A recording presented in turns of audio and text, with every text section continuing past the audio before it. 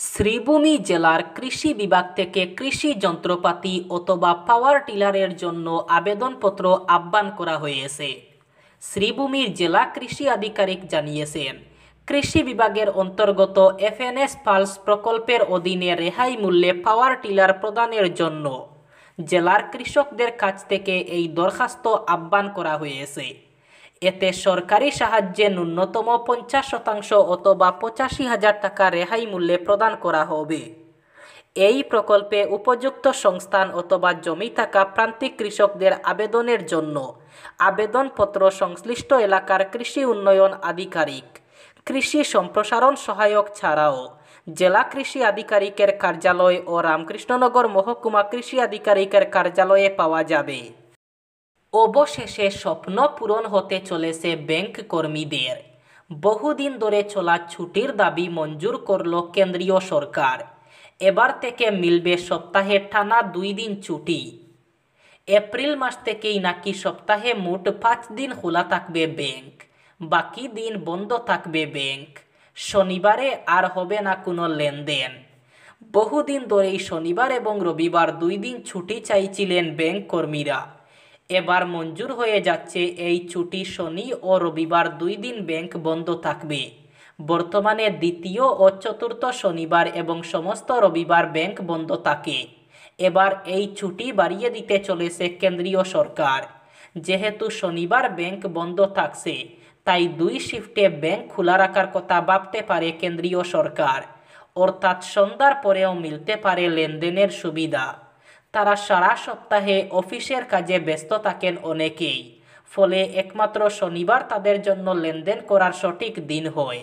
তাই সেই সব গ্রাহকদের কথা মাথায় রেখেই এবার সন্ধ্যার পরেও ব্যাংক খোলা রাখার ভাবনা করতে পারে কেন্দ্রীয় সরকার। রমজান মাস এবং আসন্ন Eid, good Friday, Easter, Navroz এবং ভারতীয় শতবত নববর্ষ উপলক্ষে বিজেপি সওগাতে মোদি প্রচারাভিযান শুরু করেছে। এই উদ্যোগের মাধ্যমে বিজেপি দরিদ্র মানুষদের কাছে সাহায্য পৌঁছে দেবে। সেই সঙ্গে বিজেপি দেশ জুড়ে ঈদ মিলন অনুষ্ঠানের আয়োজন করার পরিকল্পনাও গ্রহণ করেছে। বিজেপির সংখ্যালঘু মোর্চার জাতীয় সভাপতি জামাল সিদ্দিকী জানিয়েছেন, বিজেপি 32 লাখ দরিদ্র মানুষের কাছে পৌঁছানোর পরিকল্পনা করেছে। প্রাপ্ত তথ্য অনুযায়ী বিজেপি দেশব্যাপী জেলা স্তরে ঈদ মিলন অনুষ্ঠান করবে।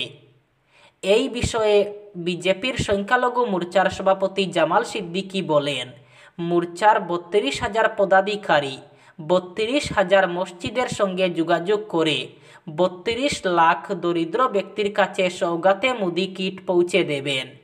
এই কিটের মাধ্যমে তাদের প্রয়োজনীয় সামগ্রী উপহার হিসাবে প্রদান করা হবে। তিনি বলেন, রমজান মাসে মিসকিন, দুর্বল প্রতিবেশী ও গরিব আত্মীয়দের উদারভাবে সাহায্য করা উচিত। তাই বিজেপি এই কর্মসূচি বাস্তবায়নের পরিকল্পনা করেছে। শিক্ষক নিয়োগ পরীক্ষার ফলাফল নিয়ে বড় ঘোষণা করলেন মুখ্যমন্ত্রী হিমন্ত বিশ্ব শর্মা। এক ফেসবুক লাইভে মুখ্যমন্ত্রী ঘোষণা করেন, স্নাতক এবং স্নাতকোত্তর শিক্ষক পরীক্ষার ফলাফল মে মাসে প্রকাশিত হবে। মুখ্যমন্ত্রী বলেন, পোস্ট গ্র্যাজুয়েট এবং গ্র্যাজুয়েট শিক্ষকদের 9,075টি পদের নিয়োগ পরীক্ষার ফলাফল মে মাসের প্রথম সপ্তাহে সেবাই ঘোষণা করবে। এরপর নথিপত্র যাচাই করা হবে। চূড়ান্ত নিয়োগ হবে 10 অক্টোবর।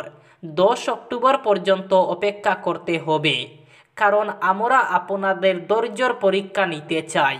মন্তব্য মুখ্যমন্ত্রী হিমন্ত বিশ্ব শর্মার। তিনি আরও বলেন, শিক্ষকরা আমাকে জিজ্ঞাসা করছেন যে 5,550 জনের তালিকা কখন দেওয়া হবে। আমি আপনাকে বলতে চাই যে আমি এপ্রিলের মধ্যে নথি যাচাইয়ের কাজ শেষ করব। আপনার অস্থায়ী তালিকা মে মাস থেকে প্রকাশিত হবে, কিন্তু নিয়োগ 10ই অক্টোবর করা হবে। 10 অক্টোবরের পর নতুন নিয়োগের তালিকা প্রকাশ করা হবে। মুখ্যমন্ত্রীর হাত ধরে শিলচর সিভিল হাসপাতালে 50 শয্যা বিশিষ্ট ক্রিটিক্যাল কেয়ার ব্লকের শিলান্যাস এবং আবর্তন ভবনের ভার্চুয়াল মোডে শিলান্যাস করেন। মঙ্গলবার শিলচরের বিভিন্ন কার্যসূচির মধ্যে মুখ্যমন্ত্রী ডক্টর হিমন্ত বিশ্ব শর্মা ভার্চুয়াল মোডে শিলান্যাস করেন। সংবাদ মাধ্যমের সঙ্গে কথা বলতে গিয়ে মুখ্যমন্ত্রী বলেন, বিজেপি সরকার সব সময় জনগণের পাশে, জনগণের স্বার্থে কাজ করবে। আগামী দিনে জনগণের জন্য বিভিন্ন প্রকল্প হাতে নেওয়া হবে বলে জানান তিনি। মুখ্যমন্ত্রী আরও বলেন, 24 কোটি টাকা ব্যয় করে শিলচর সিভিল হাসপাতালে 50 শয্যা বিশিষ্ট ক্রিটিক্যাল কেয়ার ব্লক তৈরি করা হবে। জনগণের সুবিধার্থে শিলচরে নতুন আবর্তন ভবনের জন্য 26 কোটি টাকা ব্যয় করা হবে এবং আগামী 3 মাসের ভিতরে শিলচর ফ্লাইওভারের কাজ শুরু হবে। প্রথম ফ্লাইওভার ক্যাপিটাল পয়েন্ট থেকে ন্যাশনাল হাইওয়ে পয়েন্ট এবং দ্বিতীয় ফ্লাইওভার হবে রামনগর থেকে ক্যাপিটাল পয়েন্ট পর্যন্ত। সংখ্যালঘু অধ্যুষিত অধিকাংশ কেন্দ্রেই এআইইউডিএফের রাজনৈতিক প্রদেপ নিবু নিবু।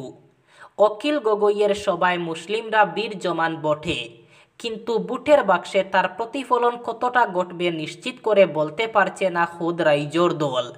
এই আবহে রাজনৈতিক পর্যবেক্ষকদের মতে 26-এর বুটে সংখ্যালঘু বুটের বৃহদাংশই থাকবে কংগ্রেসের দিকে। এই সম্ভাব্যতা আন্দাজ করে ইউডিএফের একাংশ বিধায়ক নাকি এরই মধ্যেই যোগাযোগ কংগ্রেস শিবিরের সঙ্গে। রাজীব ভবন সূত্রে খবর, দিন কয়েক আগে ওই দলের 2 বিধায়ক মানকাচারের আমিনুল ইসলাম এবং সুনাইয়ের বিধায়ক করিমউদ্দিন বরবুইয়া ওরফে সাজু বিহপুরিয়ায় গিয়ে প্রদেশ কংগ্রেস সভাপতি ভূপেন বরার সঙ্গে কথা বলেছেন। দোলাইয়ের বনগ্রাম এবং ইসলামাবাদ সীমান্তবর্তী কমরুল রোড সংলগ্ন এলাকায় ভারতমালা সড়ক প্রকল্পের কাজে বাধা দিয়েছেন জমি মালিকরা। তাদের অভিযোগ, জমি অধিগ্রহণ করা হলেও এখনও পর্যন্ত ক্ষতিপূরণের টাকা পাননি। নির্মাণ সংস্থা কাজ শুরু করতে গেলে স্থানীয় বাসিন্দারা বাধা দেন।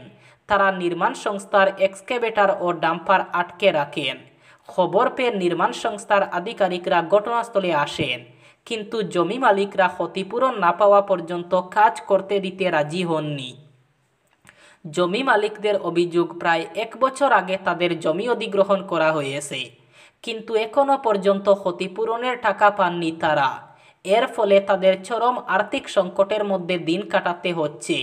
তারা অবিলম্বে ক্ষতিপূরণের টাকা দেওয়ার দাবি জানিয়েছেন।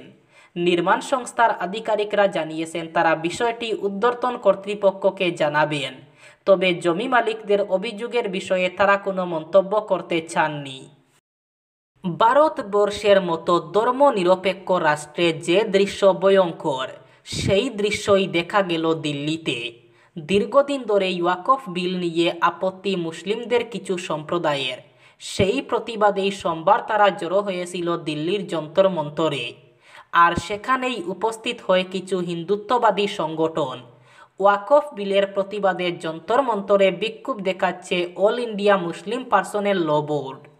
এতে বিভিন্ন মুসলিম সংগঠন এবং সামাজিক সংগঠনের প্রতিনিধিদের পাশাপাশি অনেক বিরোধী সংসদ সদস্য রয়েছেন।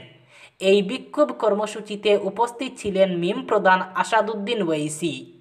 আর সেই বিক্ষোভ অবস্থানের বিরোধিতায় সেখানেই পাল্টা অবস্থান শুরু করল হিন্দু সংগঠনের লোকজন। রিপোর্ট অনুযায়ী হিন্দু বিক্ষোভকারীরা মুসলিম সংগঠনগুলোর সামনে বসে হনুমান চালিসা পাঠ করছে। রাস্তায় বসেই তারা জয় শ্রীরাম স্লোগানও তুলেন। এদিকে মুসলিম পার্সোনেল ল বোর্ডের বিক্ষোভ নিয়ে বিজেপি নেতা প্রদীপ ভান্ডারী বলেন, অল ইন্ডিয়া মুসলিম পার্সোনেল ল বোর্ড প্রমাণ করেছে যে তারা কংগ্রেসের বি টিম এবং এটিও স্পষ্ট করে দিয়েছে যে এটি ভারতের ঐক্য এবং অখণ্ডতার পক্ষে বিপজ্জনক। মহারাষ্ট্রের ছত্রপতি সম্ভাজিনগরের খুলদাবাদে মুঘল সম্রাট ঔরঙ্গজেবের সমাধি অপসারণের দাবি তুলেছে বিশ্ব হিন্দু পরিষদ এবং বজরং দল। হুঁশিয়ারি দ্রুত সমাধি অপসারণের, অন্যথায় পরিণাম হবে বাবরি মসজিদের মতো। মহারাষ্ট্র সরকারের ডেপুটি মুখ্যমন্ত্রী একনাথ শিন্ডের শিবসেনার মন্ত্রী সঞ্জয় সিরহাট এই দাবির প্রতি সমর্থন জানিয়েছেন। তিনি প্রশ্ন তুলেছেন, কেন একজন অত্যাচারী শাসকের সমাধি সংরক্ষণ করা হবে? সব মিলিয়ে ইতিহাসের পাতা থেকে উঠে এসে মারাঠা মুলুকের রাজনীতির কেন্দ্রে এখন ঔরঙ্গজেব। সমাধি অপসারণের দাবি ঘিরে পরিস্থিতি উত্তাল। সর্বভারতীয় সংবাদ সংস্থা সূত্রে খবর, সোমবার সন্ধ্যেও মহারাষ্ট্রের নাগপুরে 2টি পৃথক সংঘর্ষের পর শহরের বহু এলাকায় নিষেধাজ্ঞা জারি করা হয়েছে। বেশ কয়েকটি বাড়ি ভাঙচুর করা হয়েছে এবং একটি মেডিকেল ক্লিনিক পুড়িয়ে দেওয়া হয়েছে এবং অনেক যানবাহন পুড়িয়ে দেওয়া হয়েছে। আহত হয়েছেন 3 জন পুলিশ।